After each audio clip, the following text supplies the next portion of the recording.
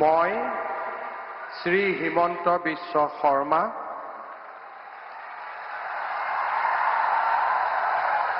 ঈশ্বৰৰ নামত শপত লওঁ যে বিধিৰ দ্বাৰা স্থাপিত ভাৰতৰ সংবিধানৰ প্ৰতি মই প্ৰকৃত বিশ্বাস আৰু আনুগত্য পোষণ কৰিম। মই ভাৰতৰ সাৰ্বভৌমত্ব আৰু অখণ্ডতা অক্ষুণ্ণ ৰাখিম।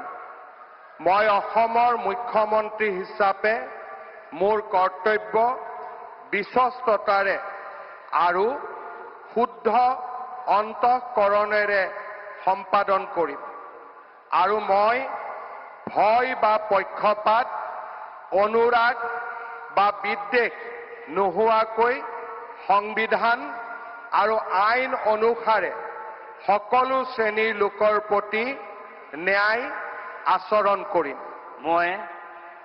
মই শ্ৰী হিমন্ত বিশ্ব শৰ্মা ঈশ্বৰৰ নামত শপত লওঁ যে মই অসমৰ মুখ্যমন্ত্ৰী হিচাপে মোৰ কৰ্তব্যৰ যথাযথ সম্পাদনৰ বাবে আৱশ্যক হোৱাৰ বাহিৰে মই এনে বিষয় যি অসমৰ মুখ্যমন্ত্ৰী হিচাপে মোৰ বিবেচনাৰ বাবে অনা হ'ব বা মোৰ জ্ঞাত হ'ব তেনে বিষয় মই কোনো ব্যক্তি বা ব্যক্তিসকলৰ ওচৰত প্ৰত্যক্ষ বা পৰোক্ষভাৱে অৱগত বা প্ৰকাশ নকৰিম।